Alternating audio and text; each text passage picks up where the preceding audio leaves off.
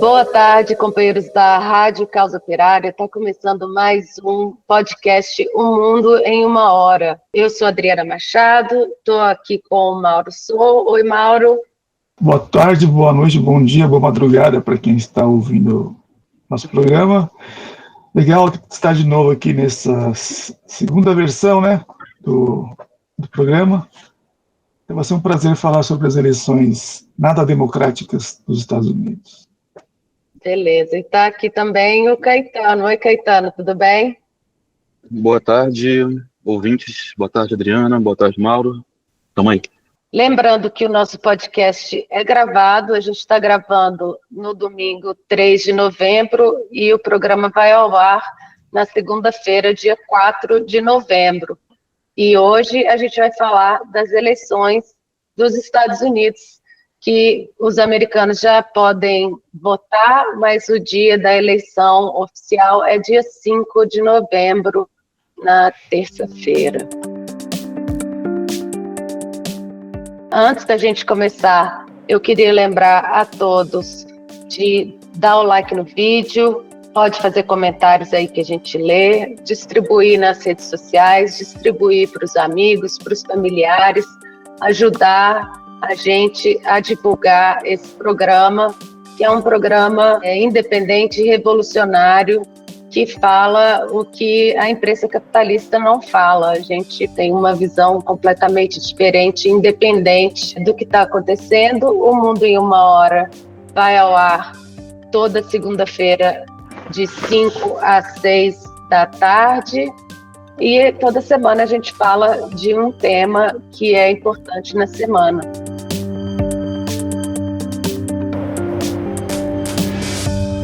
Então, hoje a gente vai falar das eleições norte-americanas, que não são nem um pouco democráticas, mas os Estados Unidos se diz ser o país mais democrático do mundo e interfere aí no mundo inteiro em nome dessa falsa democracia. Primeiro, só colocar uns dados sobre as eleições, que serão eleições para a Câmara dos Representantes, que é como se fossem os deputados aqui, né? São 435 representantes que vão ser votados. Cada estado tem um número de representantes que é proporcional aí ao número de residentes naquele estado, e cada estado tem 2 senadores, independente do número de residentes. E nessas eleições vão ser 33 assentos que vão ser disputados aí para o Senado, que tem 100 assentos no total. Tem também territórios que estão votando, mas eles elegem representantes, mas esses representantes não têm poder de voto, eles ficam lá só participando das discussões. Os territórios do Distrito de Colômbia, que é onde tem a capital, Washington, e as colônias, né? Eles não chamam de colônias, chamam de territórios, mas na verdade são as colônias americanas, Porto Rico, Samoa Americana, o Guam, as Ilhas Marianas do Norte e as Ilhas Virgens Marianas. Temos governadores também que vão estar disputando. 11 estados e 2 territórios vão ter disputa para governador. Nessas eleições, 8 estados são considerados que têm a disputa acirrada na corrida presidencial. Eles não conseguem, através de pesquisas, definir quem que está na frente. São os chamados swing states, as disputas mais acirradas, os campos de batalhas que a gente deve acompanhar. Esses estados são Montana, Wisconsin, Ohio, Nevada, Pensilvânia, Michigan, Arizona e Texas.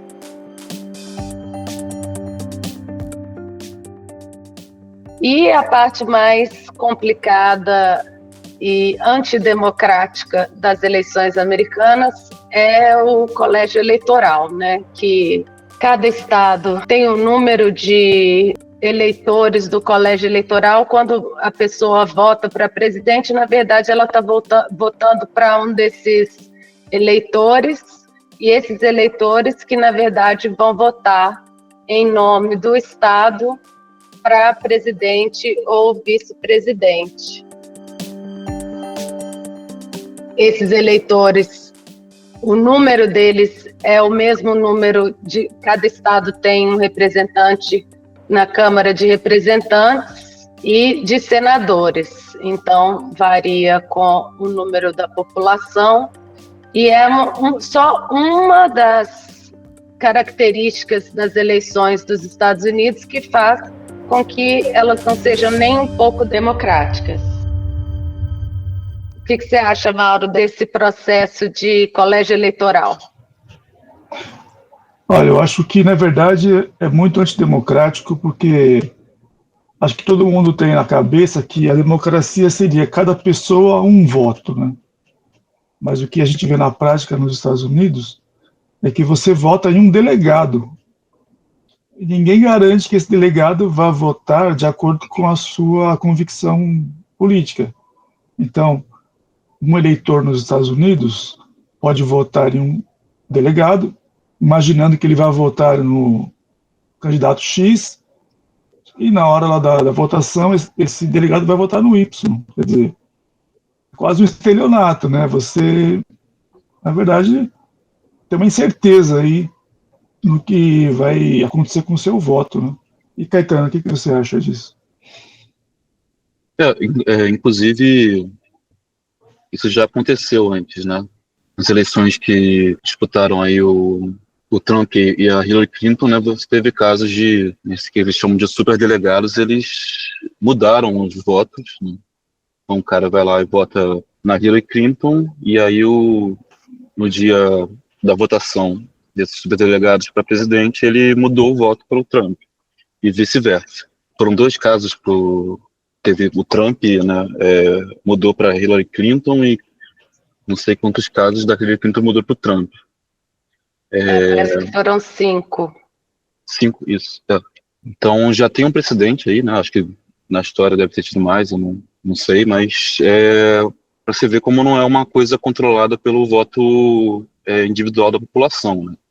É uma eleição indireta. A eleição agora que a gente vai ter no dia oficial, terça-feira, né, vai eleger esses superdelegados, e só no dia 17 de dezembro, né, esses superdelegados vão aí se reunir e eleger o próximo presidente dos Estados Unidos.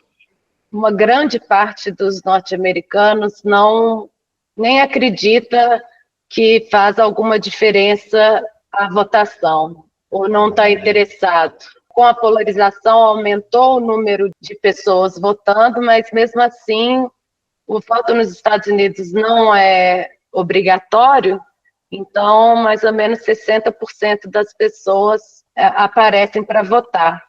E lembrando também que nos Estados Unidos as pessoas têm que trabalhar, não tem feriado na votação, geralmente tem filas muito grandes, então a pessoa que tem que trabalhar e não pode ficar na fila, ela não vai votar. Acho que durante essa hora aqui a gente vai decorrer sobre vários exemplos de como essas eleições não são nem um pouco democráticas. O primeiro ponto que a gente pode falar sobre os candidatos, né? A Kamala Harris, que é a atual vice-presidente, está concorrendo para o cargo de presidente pelo Partido Democrata, e ela não recebeu nenhum voto nas primárias. A gente vai falar sobre isso. O vice dela é o Tim Walz, que era um governador, não era muito conhecido, não é muito popular, foi escolhido aí depois que o preferido da Kamala Harris teve muita discussão porque ele era muito sionista, então ela era um judeu bastante sionista, então como a questão da Palestina é uma questão muito controversa na candidatura da Kamala Harris, ela acabou escolhendo um católico sionista, o Tim Walz, em vez de um judeu sionista. Ele é um governador pouco conhecido do estado de Minnesota. E do lado dos republicanos, o Donald Trump concorre com o J.D. Vance, é o candidato a vice do Donald Trump do Partido Republicano. A escolha da Kamala como candidata já foi controversa e considerada antidemocrática, porque ela se tornou candidata depois que o Joe Biden foi praticamente forçado a sair da disputa, porque era claro para toda a população dos Estados Unidos que ele não estava mais em condições mentais de concorrer, de ser presidente. Ele não consegue falar nada com nada, ele não consegue ficar em pé, ficar acordado. Então, os financiadores do Partido Democrata fizeram praticamente uma greve e ameaçaram tirar o financiamento se eles não mudassem o candidato. E isso aconteceu depois das primárias. A Kamala Harris, que não tinha recebido nenhum voto, foi escolhida pelos delegados do partido, ou seja, mais uma decisão completamente antidemocrática. O partido decidiu qual seria o candidato sem nenhum voto da população, dos membros do partido. Eu queria só complementar que foi completamente contra a vontade do próprio Biden, né? Ele queria participar, ele tomou meio que um golpe da cúpula do Partido Democrata. E contra a vontade da população também, né? Porque as pesquisas mostravam que a Kamala Harris não tinha nenhum apoio popular. E o Partido Democrata, simplesmente com a ajuda da imprensa, transformou ela de uma hora para outra. Ela ganhou 1000 elogios e apareceu aí nas pesquisas na frente do Trump. O que você acha disso, Mauro? Nossa, eu acho que deve ser o identitário que faz essa pesquisa, porque só o identitário que gosta da Kamala Harris, porque mais ninguém gosta dela. Porque ela, enquanto promotora, ela foi uma pessoa aquela mão pesada. Ela mandou um monte de negros para a cadeia, pessoas pobres. Ela era implacável. Ninguém gosta dela. É impossível, assim, olhando um cenário, que ela tivesse a mínima chance de aparecer na frente do Trump, que já foi presidente, né, que tem uma base de apoio sólida entre os eleitores americanos. A gente não pode confiar em pesquisa, a gente sabe disso, né? Nem nas informações da imprensa, a gente precisa sempre ler, tentando pegar apenas o que é essencial nas informações, porque não dá para acreditar em quase nada. Mas o que mostra essa manipulação dos dados é o quanto o imperialismo está determinado a tirar o Trump da frente e eleger qualquer um, né? O Trump, qual o problema dele, né? Apesar dele ser um cara da direita, extrema-direita, ele bagunça um pouco o cenário político lá nos Estados Unidos. Ele foi para o imperialismo. Então, existe essa guerra contra ele, a gente já viu, né, em inúmeros processos e tal. E a Kamala Harris foi engraçado, né? Aqui no Brasil, quando foi eleito o Biden, como mal menor, a gente não sabe como é que Biden pode ser o mal menor, né? Um cara que está levando o mundo para uma terceira guerra mundial. Houve gente que fez festa, porque finalmente uma mulher negra chegaria ao poder. Olha o resultado, né? Muito, muito bom, né? Olha aí, para quem gosta do identitarismo, olha o resultado na prática, né? É muito engraçado, porque essa é uma das discussões, né? O Trump, ele acaba ficando engraçado nessas discussões. A maioria das pessoas agora fala que a disputa está sendo agora uma guerra dos sexos, das mulheres contra os homens. Isso aparece na imprensa capitalista o tempo inteiro. Mas o Trump tirou uma onda com a Kamala Harris, que nem negra ela não é. A, a mãe da Kamala Harris é indiana e o pai é jamaicano, mas o pai é jamaicano, ele não é negro, ele é mulato claro. Então ela é uma pessoa de cor diferente da branca, porque ela é indiana, mas ela começa a fazer o sotaque de negro, ela nunca teve sotaque igual à comunidade negra e começa a querer incorporar aí uma identidade que ela acha que, dependendo de onde ela vai, ela incorpora a identidade que ela acha que vai favorecer. Inclusive saiu na CNN essa semana uma notícia sobre como a propaganda da Kamala Harris, ela se adapta, dependendo do estado que ela está, ela faz uma propaganda. Tem um estado que ela faz uma propaganda mais pró-Palestina, um estado que ela faz uma propaganda mais pró-Israel. E ela faz isso também com a identidade dela. Eu vou ler uma parte do editorial do The Economist que o Mauro separou para a gente, que é muito impressionante e mostra o pensamento do imperialismo agora. Que o The Economist fala que já apoiou republicanos e democratas, mas eles falam, ao lado de Trump, a Harris representa estabilidade. Ela abandonou as ideias mais esquerdistas dos democratas e faz uma campanha mais centrista. É difícil imaginar a senhora Harris sendo uma presidente estelar, uma ótima presidente. Mas você não pode imaginá-la provocando uma catástrofe, que é o que eles acham que o Trump iria fazer. Ou seja, até para o The Economist, os dois candidatos são péssimos. Parece que esse é o sentimento de todo o país. Tem muita notícia que fala que quem vai decidir a eleição são os indecisos, que até agora são muitos. O povo não consegue decidir porque os dois candidatos são muito ruins e não são populares. A Kamala Harris, ela trabalhava como advogada na Califórnia, ela favoreceu uma lei, fez passar uma lei que fazia com que os pais dos alunos que faltavam aula podiam ser presos. Ela aumentou a multa e colocou a possibilidade de prisão de 1 ano se os alunos perdessem 10% de aulas no ano. Um dos casos que ficou mais famoso foi de uma menina que tinha uma doença, tipo um câncer de sangue, não sei, sickle cell anemia, uma doença tipo câncer no sangue.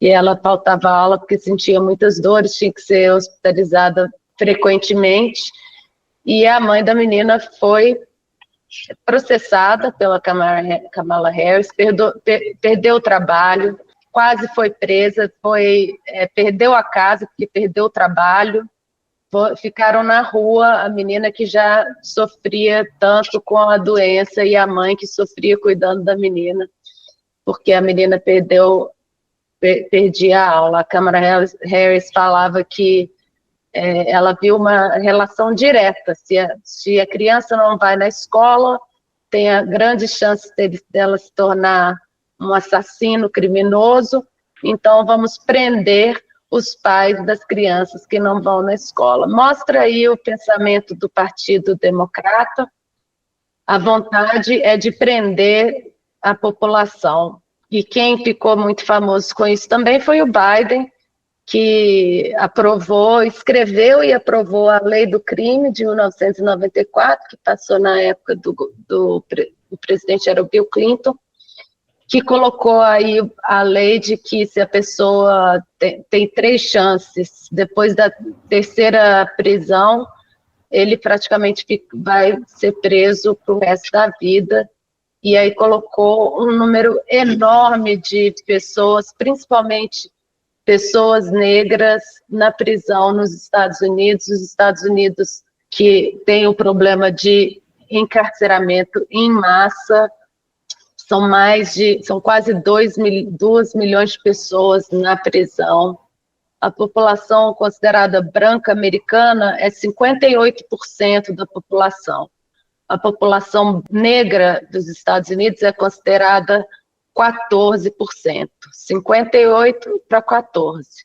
Mas na prisão, os negros são 42% e os brancos 36%. Mostra aí o absurdo que é o encarceramento de pessoas negras nos Estados Unidos. A maioria é presa por causa de drogas, muita gente na cadeia para o resto da vida por causa de um pouquinho de maconha, sendo que essa lei que passou em 94, eles falam que os piores anos do crime eram os anos 80, que era quando a CIA estava vendendo droga nos guetos da Califórnia, nos guetos negros dos Estados Unidos, para financiar a guerra do Irã, que é o escândalo que saiu aí dos Irã Contra. Eu ia comentar que eu assisti um comício dos democratas, né, da Kamala Harris, e eu lembrei que eu vi o Obama falando, né, aí ele tem esse negócio também, é uma coisa de político demagogo, né, de mudar o sotaque. Ele estava fazendo um sotaque sulista, sendo que a gente sabe que o Obama é do Havaí, né, para defender que, na intenção, ele estava defendendo que os muçulmanos deveriam votar na Kamala Harris, porque o Trump aí aprovou, parece, leis anti-islâmicas, mas assim, é um cinismo absurdo, né? Não querendo defender o Trump nem nada do tipo, né? Que é também uma figura nefasta aí de extrema direita, mas os democratas estão realizando aí um genocídio todos os dias, né? Não é uma coisa, sei lá, figura de linguagem, algo do tipo. É literalmente aí o pessoal tá mandando armas, né? E apoiando aí a política de matar mulheres e crianças na faixa de Gaza, no Líbano, no Oriente Médio.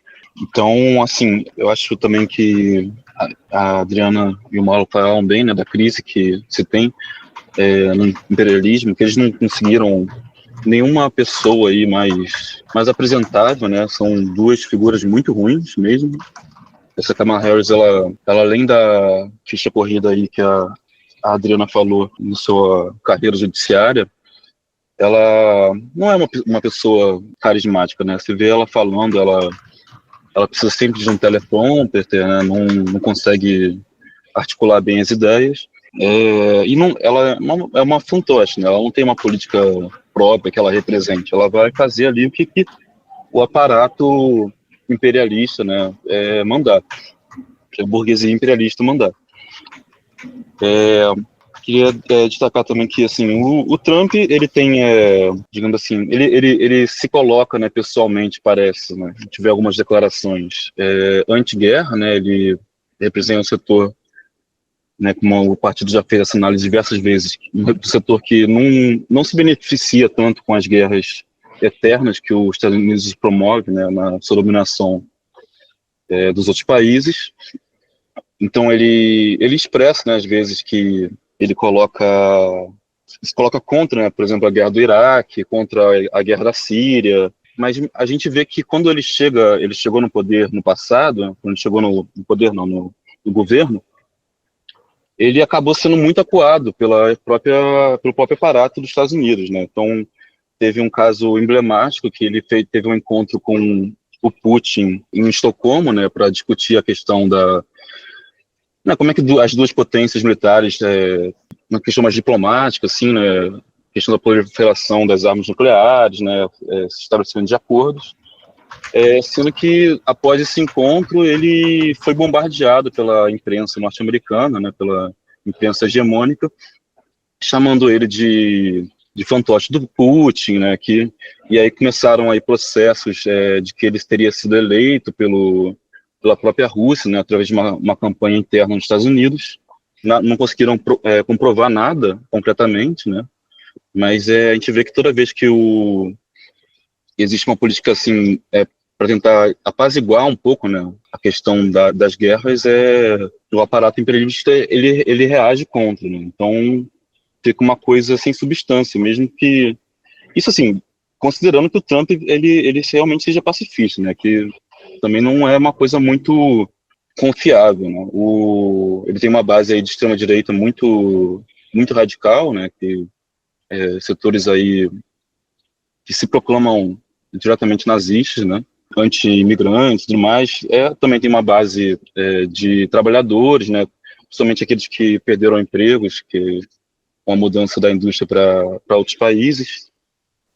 Mas acho que é isso. Pegando um gancho nisso que o Caetano falou, eu acho que a demora para tirar o Biden da corrida é um sintoma da crise do imperialismo, né? Eles não encontravam ninguém. O próprio Biden, embora esteja decrépito, né, ele é ainda melhor do que a Kamala Harris e até o Trump, né, que são pessoas que, se a gente olha, se juntar os dois, derreter, como dizem, não dá uma colher de banha, né? Quando você fala melhor, você quer dizer mais eficiente, né? Não Exatamente, melhor. exatamente. Sim, porque o Biden, por exemplo, ele foi o cara, o Falcão. Ele fez a campanha para que os Estados Unidos invadissem o Iraque. Ele foi o cara que fez todo o trabalho de bastidores, de procurar os lobbies, de convencer os políticos a votar a guerra. Ele é um cara de confiança. A gente não é difícil de imaginar que na vice-presidência do Obama ele fosse talvez o presidente de fato, uma eminência parda e o Obama apenas uma figura de pro ali, né, um rosto. Vai ser a mesma coisa com a Kamala Harris, se ela for eleita. Vai ser um rosto, porque ela não vai ser a presidente ou presidenta dos Estados Unidos. Então a gente vê a crise, porque a crise, qual é o problema aí? Nós temos basicamente uma luta entre o grande capital doméstico dos Estados Unidos, representado pelo Trump, né? E o grande capital financeiro, que é ao lado dos democratas, estão brigando, né? O Trump quer repatriar o dinheiro que está fora e ou é gasto em guerras para investir na economia americana, enquanto que o capital financeiro lucra mais com as guerras, dominando os mercados, os fluxos de capital pelo mundo. A briga está aí, na verdade, né? Ninguém deve se enganar que existe uma luta entre a democracia e o fascismo, né? Não é isso que está em jogo lá. São dois setores da burguesia distintos brigando para ver quem vai controlar o dinheiro. Essa que é a grande briga. Dois setores da burguesia fascistas, né? A jornalista Abby Martin, ela falou no Twitter: quando você continua a votar no menor dos no mal menor, quando ambos são terríveis, você está apenas afastando a inevitabilidade de um fascista realmente tomar um poder. Se o Trump é considerado fascista, a Kamala é fascista de fato. A gente vê o tempo inteiro, quando a Kamala é interrompida nos discursos dela pelos protestos contra o genocídio, ela começa a gritar que está defendendo a democracia, que o problema é a democracia, mas o que acontece de fato é que já tem um ano que o mundo inteiro é forçado a acordar, passar o dia inteiro e dormir olhando fotos e vídeos de crianças em pedaços, despedaçadas pelas bombas norte-americanas jogadas pelo governo fascista de Israel. O governo dos Estados Unidos está facilitando toda a operação do genocídio em Gaza de todas as maneiras, está defendendo politicamente, está dando dinheiro, está dando armas e fazendo a propaganda para o Estado de Israel. É realmente um absurdo o que está acontecendo, e a Kamala Harris e o Partido Democrata têm a cara de pau de falar que eles vão defender a democracia contra o Trump, porque o Trump seria fascista. O Trump, como o Caetano falou, ele passou umas leis na época que ele era presidente, uma delas ficou conhecida como a proibição de viagem dos muçulmanos. O que é pior, proibir viagem de muçulmano ou matar criança, espedaçar corpos de dezenas, se não centenas de milhares de civis inocentes? É realmente muito absurdo. Fala, Caetano. Não, é que o Mauro colocou, né, da questão do Biden durante o governo Obama, né, que ele agia ali como uma milícia parda. Queria lembrar que o golpe do Estado no Brasil, né, os demais golpes na América Latina, começaram aí com uma política vinda do próprio Biden, né? Ele estava ali, representava o Departamento de Estado, né, que cuida das relações internacionais nos Estados Unidos. Então, muito da derrubada do PT, né, do governo da Dilma Rousseff, foi organizado por esse setor. E reforçar também que a crise, né, ela é tão grande que ela acabou não se restringindo só aos dois partidos, né? A gente tem aí uma parcela dos republicanos que também estão apoiando a Kamala Harris, o pessoal aí do governo Bush, e isso gerou uma certa crise entre os eleitores da Kamala, que o Dick Cheney, né, o responsável pela invasão do Iraque em 2001, se eu não me engano, né, 2002, ele apoiou aí a Kamala Harris. Né? Então, todo aquele discurso que o pessoal fez contra o Bush, que o Bush era um sanguinário, agora o pessoal que levou adiante o vídeo do Bush está sendo apoiado aí pelos democratas. E o Trump fica se colocando aí como o defensor da paz no mundo, o fascista.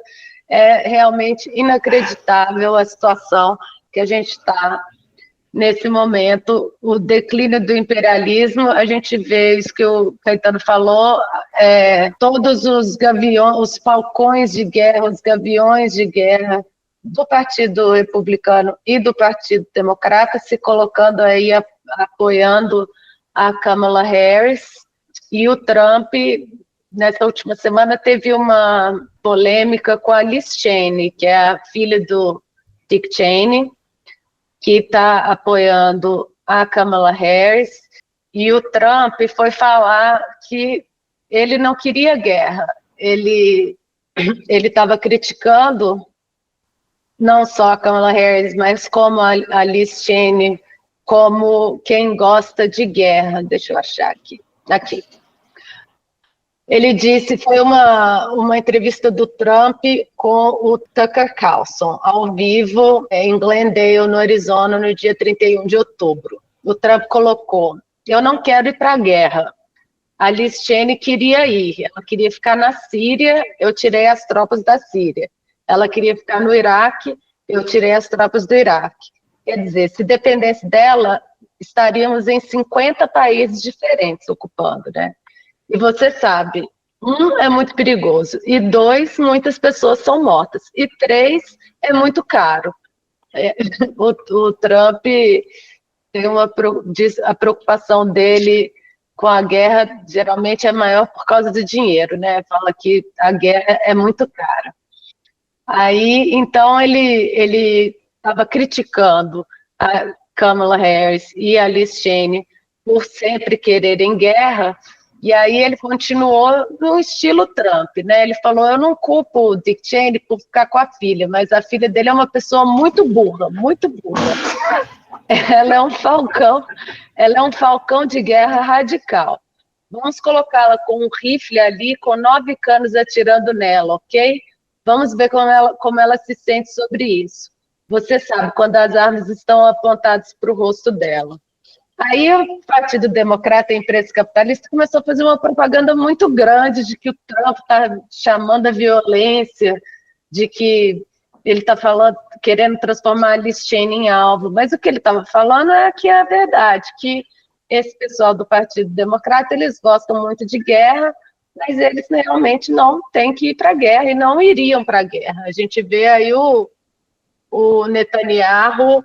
O tempo inteiro a gente vê as notícias dos israelenses morrendo na guerra na Palestina e no Líbano, e o filho do Netanyahu aparece na beira da piscina tomando um drink em Miami. Então era isso que o Trump estava falando, mas a propaganda contra ele foi de que ele é violento, ele está querendo que a Liz Cheney seja um alvo, mas na verdade quem sofreu a tentativa de assassinato foi ele, né? Tá faltando um pedaço da orelha dele, né? Que passou de lá bem perto aquela bala. Mas o que ele falou é verdade, né? Eu me lembro que quando começou a invasão do Iraque, você via uns executivos de terno falando das possibilidades de ganhos financeiros. Esses caras estavam tratando de guerras como se fosse um negócio, simplesmente. Esse cara está num escritório com ar-condicionado lá em Nova York, decidindo a vida de um monte de gente que vai morrer, que vai perder tudo. E para eles é só uma cifra, né? Não tem nada a ver com a vida dele, pelo menos. O que o Trump falou foi isso, sem querer defender o Trump, mas ele não estava querendo que atirassem na Liz Cheney. Ele estava falando que ela não vai para a guerra e está falando de guerra, é isso que ele falou. Porque isso que do preço da guerra, os Estados Unidos gastam mais ou menos 1 bilhão por dia em guerras. Tem um número que durante a invasão do Afeganistão, eles gastaram trilhões, 2 trilhões. Se você dividir pelo número de dias em 20 anos, dá quase 1 bilhão por dia. Dinheiro do contribuinte. Quer dizer, é muito caro. E aí falam que os Estados Unidos são uma democracia, mas eles têm mais de 800 bases militares pelo mundo. Que democracia que é essa? Eles interferem nas eleições de todos os países, não reconhecem eleições quando é conveniente, eles mesmos dão golpes neles. O Bush, por exemplo, perdeu a eleição para o Al Gore em 2000, mas levou, mas eles não aceitam o Maduro. Agora na Geórgia é a mesma coisa. Quer dizer, quando interessa para os Estados Unidos, eles usam as eleições como se fosse uma questão de democracia, mas eles mesmos não tratam isso democraticamente. A começar porque nos Estados Unidos são 2 partidos que se revezam. Que democracia que é essa, que são 2 partidos trocam de poder? Eles gastam bilhões lá para você eleger um candidato. Quer dizer, um partido pequeno não tem a menor chance. Por mais que tivesse apoio popular, um partido pequeno nos Estados Unidos jamais vai eleger alguém, porque é uma plutocracia, quer dizer, é o dinheiro que manda, não é a vontade popular. Inclusive, eu queria comentar rapidamente, né, essa política do PT de ficar aí seguindo o Partido Democrata, né, que o companheiro Mauro falou da questão da Geórgia. A gente está vendo aí que o imperialismo está com uma política aí para derrubar os governos, né, através de golpes de Estado. Então, a gente está vendo que o governo do PT está se aliando aí à política democrata por pressão, né? A gente não considera que é uma coisa, um programa assim partindo do próprio Lula, né, mas que pelo próprio método que o Lula usa para governar, ele acaba sendo refém dessa pressão. Então, ao apoiar aí o golpe na Venezuela, se aliar aí à campanha de censura do STF, diversas outras coisas, né? Não fazer uma crítica à política de Israel contundente, né? Criticar aí a resistência palestina. A gente vê que o governo Lula ele tá ficando na mão desses falcões, né? Que o pessoal fala. Então, a política do PT que começou de uma certa maneira esquerdista, né? No começo do governo, a política internacional, agora parece que ela está completamente sendo arrastada aí pelo imperialismo que quer colocar a ordem na casa, né, que é dominar toda a América Latina para fazer frente aí à Rússia e à China, né, os países que não estão alinhados, né, que estão buscando aí uma saída independente para a crise. Quando a gente pensa na decadência do imperialismo e como eles estão ameaçando as guerras e a questão da China, da Rússia e todos os golpes de Estado que eles estão dando pelo mundo, a gente pensa nesse editorial do Economist, fala que a catástrofe para o The Economist pode ser a não guerra, né?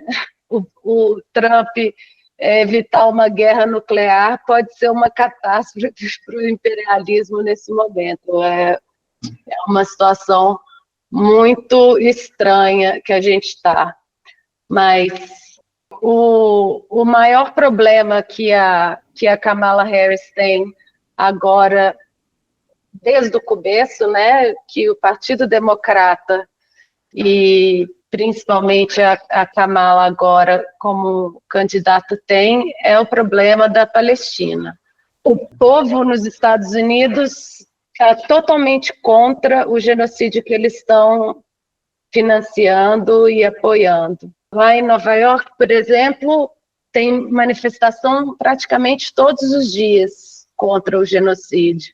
A Kamala Harris, ela não consegue falar sem ser interrompida nos discursos por pessoas que interrompem o discurso dela, chamando ela de genocida, assassina, criminosa de guerra. A censura aumentou enormemente por causa do apoio da Palestina. E também o problema do terceiro partido. A Jill Stein, que é a candidata do Partido Verde, ela não consegue entrar em várias cédulas de vários estados por causa de burocracia e tecnicalidades. O PSL, o Party for Socialism and Liberation também, estão sendo processados aí pelo Partido Democrata, que tenta tirar eles das cédulas. O Robert Kennedy Jr., que tinha saído como independente, apoiou o Trump, e agora é o contrário, ele não consegue sair das cédulas, porque eles querem dividir o voto do Trump. Então ele já falou que apoia o Trump, mas não conseguiu sair das cédulas, o Partido Democrata tentando dividir o voto do Trump. São muitas as medidas antidemocráticas do imperialismo, do partido principal aí do imperialismo, que é o Partido Democrata, apoiado as tradicionais figuras do Partido Republicano, e o Trump aparece aí como antissistema, né? Pelo menos anti-guerra e anti a política principal do neoliberalismo, que é de mandar os trabalhos para fora do país e assolar os trabalhadores. É muita coisa para falar, né? A gente não vai conseguir falar de tudo, mas o que você acha, Mauro, dessas medidas antidemocráticas que o Partido Democrata está tendo que tomar dentro dos Estados Unidos, e disso que o Caetano falou, que é a política no cenário mundial, que é de intervenção nos países que não colaboram com eles? Com relação às falcatruas dentro dos Estados Unidos, isso aí é uma coisa muito conhecida, né? Eles, em 2000, eu comentei rapidamente, o George Bush teria perdido as eleições. No entanto, eles fizeram tinha voto pelo correio.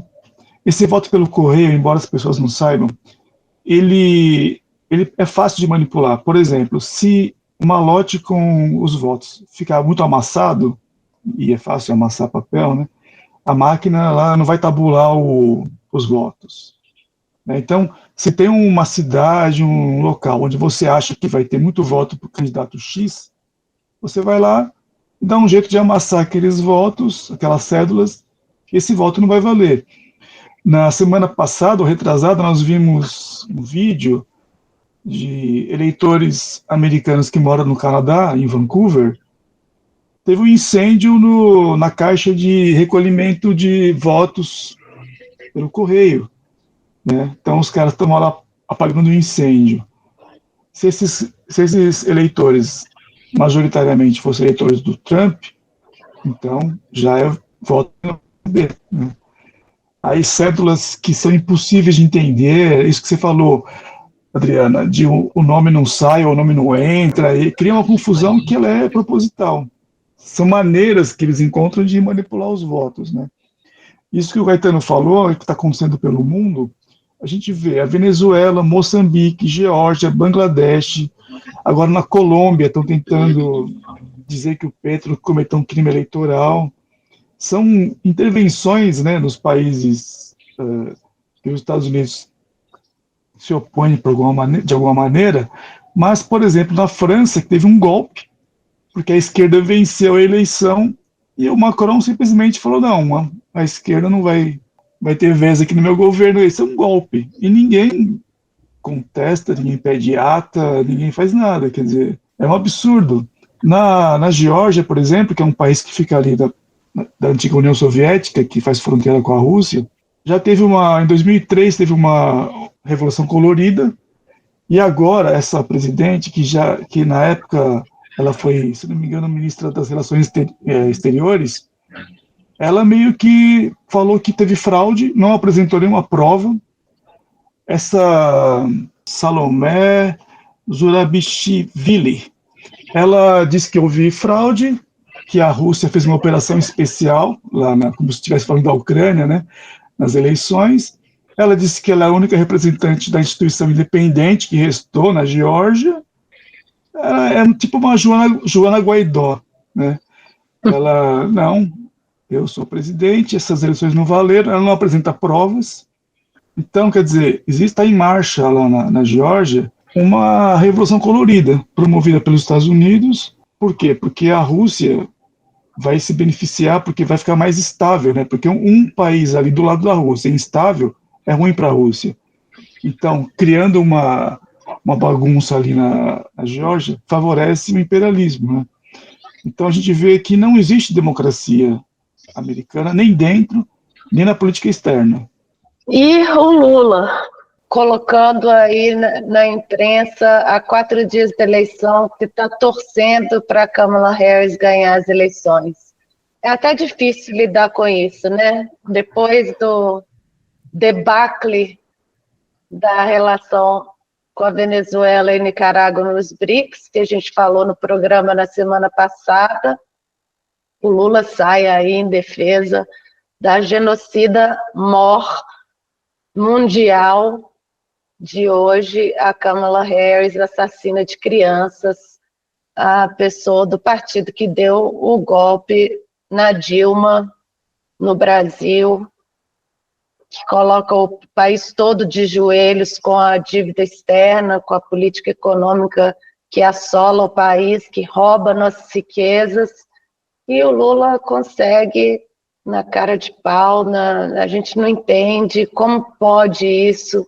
Saiu em defesa da Kamala Harris contra o Trump, porque o Trump seria o fascista e apoiaria o Bolsonaro. A gente vê que o Trump é a pessoa que está indo contra o sistema. O Partido Republicano, do jeito que era, não existe mais, porque se acabou, como o PSDB se acabou aqui no Brasil.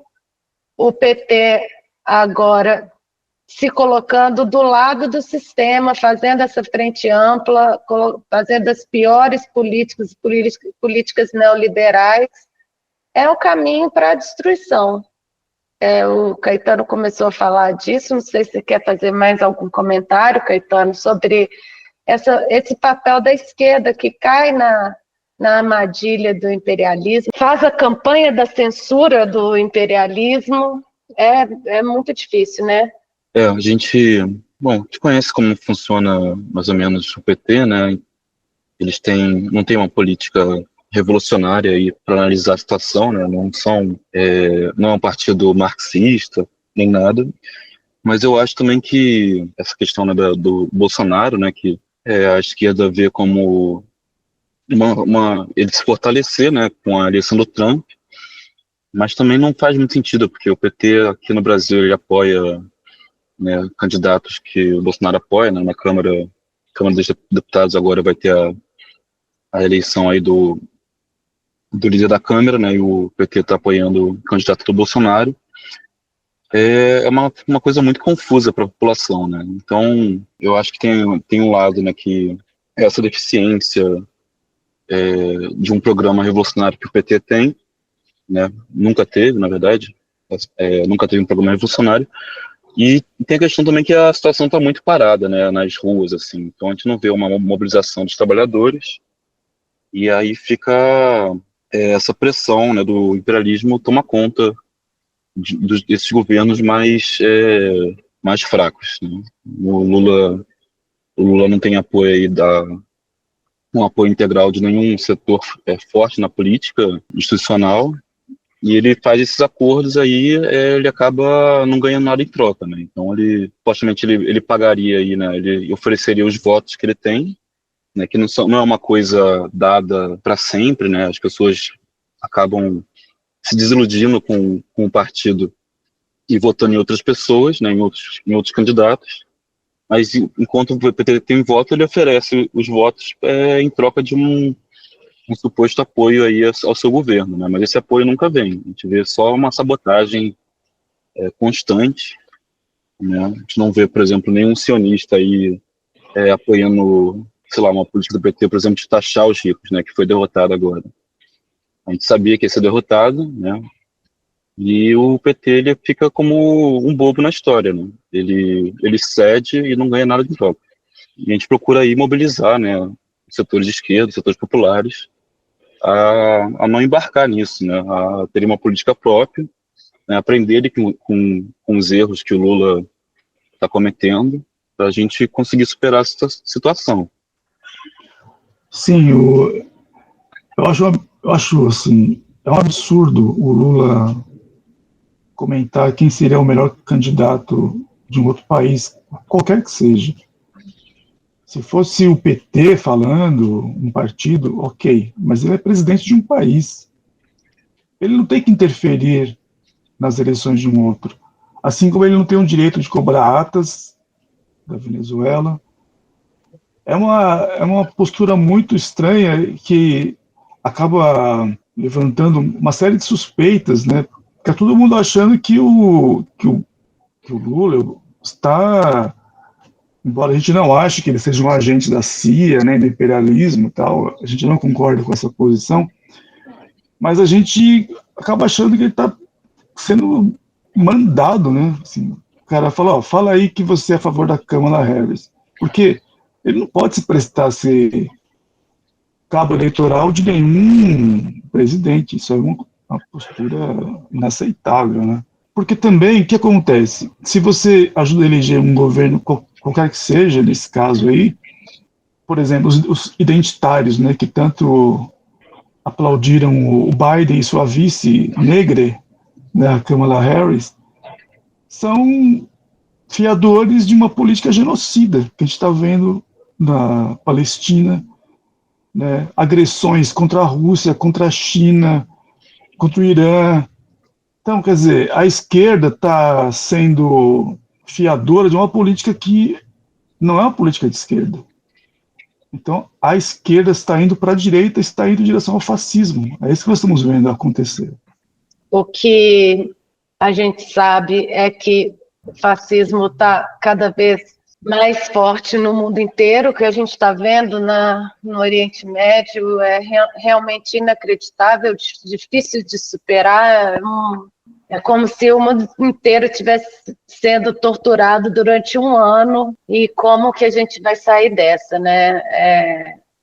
Mais uma vez, a gente tem que elevar aí a política e a ação dos grupos revolucionários que resistem no Oriente Médio e representam a resistência contra esse fascismo horrível. O que a gente pode falar é que, independente de quem ganhar as eleições nos Estados Unidos, o sionismo vai ser vencedor. Isso já ficou claro para o mundo inteiro, para o povo norte-americano e para o povo no mundo inteiro. As denúncias de que o sionismo tomou conta da política dos Estados Unidos são infindáveis e óbvias, né?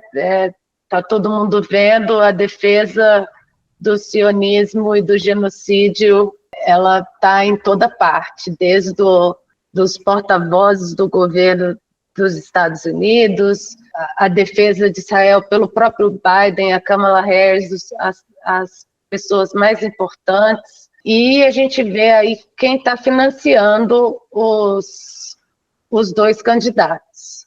Eu queria ressaltar que o sionismo aí é a política do imperialismo, né?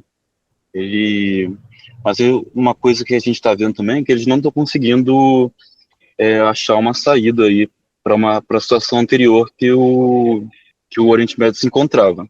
Não só o Oriente Médio, né? Tem a questão ali do leste europeu, com a Ucrânia.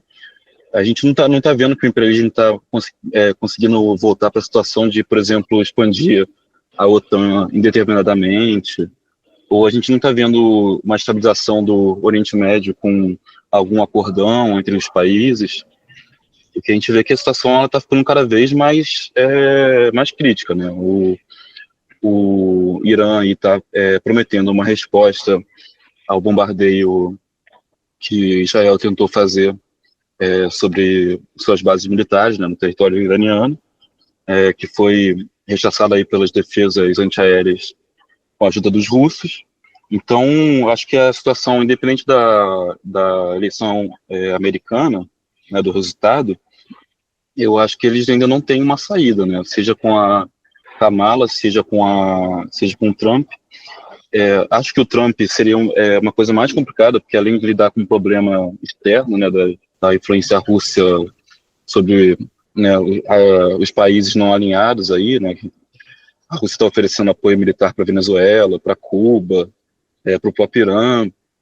Então, além desse problema externo que eles não estão conseguindo resolver, eles vão ter o problema interno do Trump, né, que não é uma pessoa fácil de controlar, né, ele tem uma base social.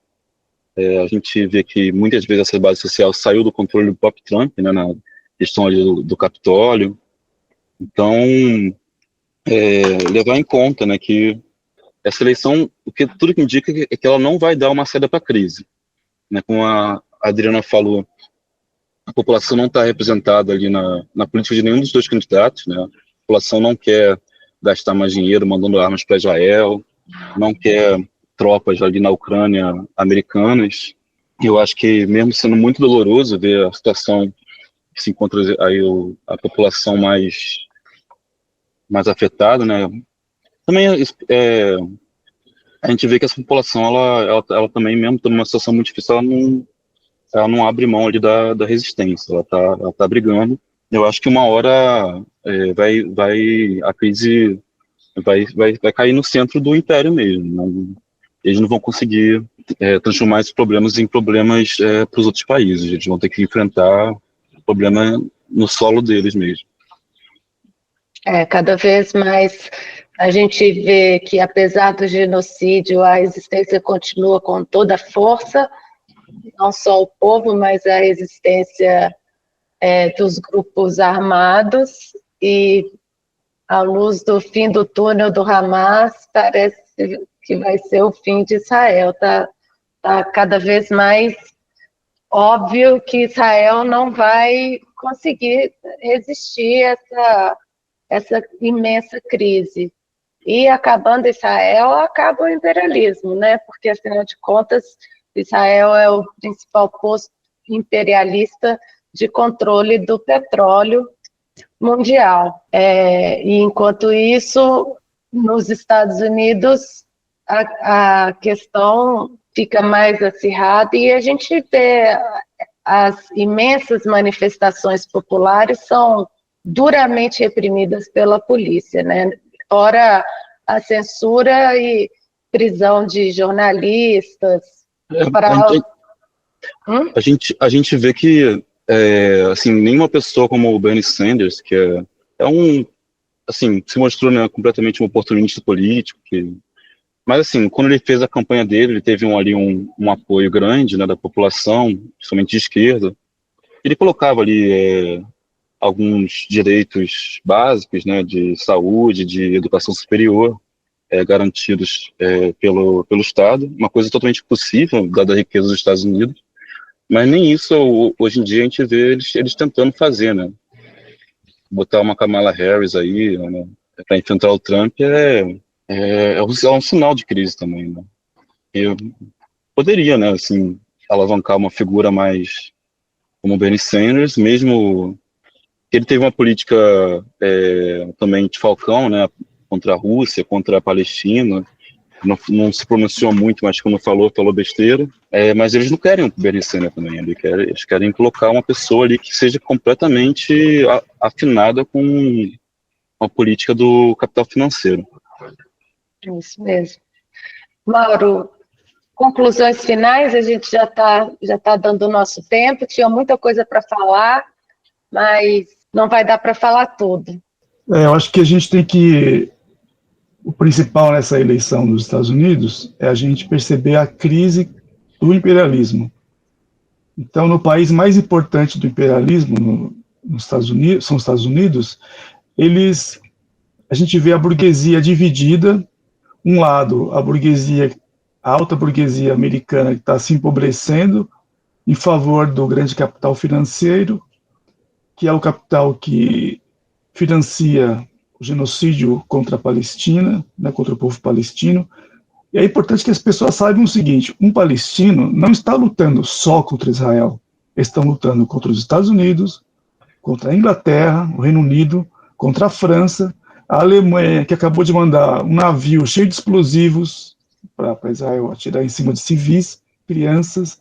A gente é obrigado a ver pessoas mutiladas o tempo todo, despedaçadas por essa gente que se diz democrata, né, democrática. Então, para a gente, o importante é que aumente a crise, né, no imperialismo. A gente não apoia o Trump, como muitos dizem, muito menos apoiamos a Kamala Harris. A gente está num momento onde o imperialismo está numa grande ofensiva. Eles usam essa palavra democracia para colocar todo mundo contra o que está acontecendo, por exemplo, a resistência, né, no Oriente Médio, chama as pessoas de terroristas, quando elas estão lutando, sim, pela democracia, pela liberdade, né? Então a gente não pode se deixar levar pelo discurso de um país que gasta trilhões de dólares em guerras e deixa a própria população ficar na miséria, mergulhada nas drogas. Eles prendem as pessoas por qualquer motivo. É um absurdo você ter 2 milhões de pessoas presas num país. É o país que mais tem gente presa no mundo.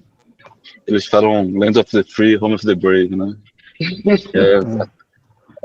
A terra das pessoas livres e dos corajosos. Ah, sim, a gente logo nota. Então, na verdade, é uma grande ditadura, a maior que já existiu. Então a gente não pode se deixar enganar pelo que está acontecendo lá. E é isso, a gente tem que estar sempre lutando, né, pela verdadeira democracia, apoiar a Palestina, que são os verdadeiros guerreiros da paz e da liberdade. Caetano, pensamentos finais? Eu faço aí das palavras do Mauro as minhas e colocar aí, né, como exemplo o pessoal que está lutando, né, na Palestina, na Venezuela, no Irã, no Líbano, o pessoal que está sob bombardeio, sob sanções. E a gente também precisa se mover aqui, né, para organizar o Partido Revolucionário, né, porque o presidente está procurando aí uma brecha, né, para pisar em alguém, assim. Então tem aí o caso que a gente nem comentou, mas um caso importante da embaixada que eles estão procurando construir em Brasília, né, que está mais que óbvio que vai ser ali um centro de inteligência da CIA, né, do FBI na América Latina, para espionar os países, para interferir na política dos países latino-americanos. E então a gente precisa fazer a nossa parte também, lutando aí contra o imperialismo. É isso aí. A gente está convocando todo mundo para o encontro do G20, que vai ter no Rio de Janeiro, dia 18 de novembro, para se juntar a nós na manifestação pela Palestina durante a cúpula do G20.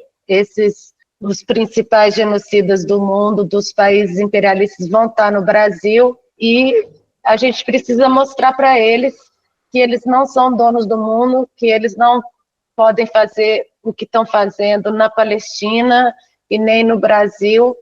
Então, se junte a nós para essa manifestação no Rio de Janeiro, dia 18 de novembro, a manifestação pela Palestina durante a cúpula do G20. Tem um site, comitêsdeluta.com.br, que vocês podem ir lá e fazer uma inscrição para participar das caravanas. A gente está levando ônibus de todo o Brasil para o Rio. Daqui a 14 dias, dia 18 de novembro, vai ser a manifestação e a gente chama todo mundo. O imperialismo tem essa demagogia de que é democrata, de que é defensor das mulheres, das minorias, e que faz as coisas pela paz do mundo, e a gente sabe que é totalmente contrário.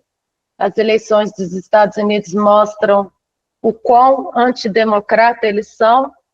A gente poderia continuar falando aqui mais horas sobre exemplos que mostram que os Estados Unidos não são nem um pouco democratas. O Bill Clinton, por exemplo, defendeu o assassinato em massa em Gaza, falando que o Hamas que forçou os imperialistas e Israel a matarem esse tanto de civil e criança na faixa de Gaza.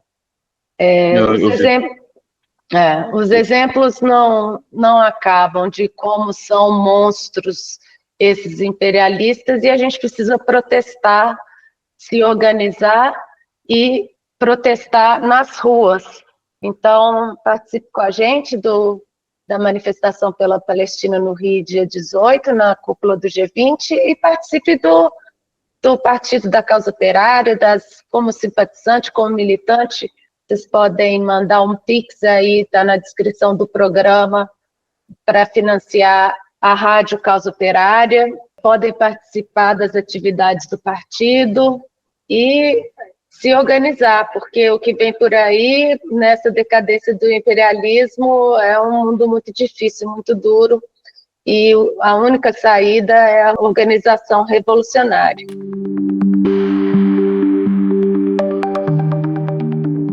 Então é isso, companheiros. O Mundo em Uma Hora volta na semana que vem. A gente vai acompanhar aí o que vai acontecer nas eleições essa semana. E na segunda-feira que vem a gente volta com mais um programa, O Mundo em Uma Hora. Lembrem de dar o like no vídeo e distribuir nas redes sociais para ajudar a Rádio Causa Operária. Muito obrigada, companheiros. Valeu, Mauro. Boa noite. Boa noite. Valeu. Valeu, Caetano. Até semana que vem. Um abraço. Abraço a todos. Tchau.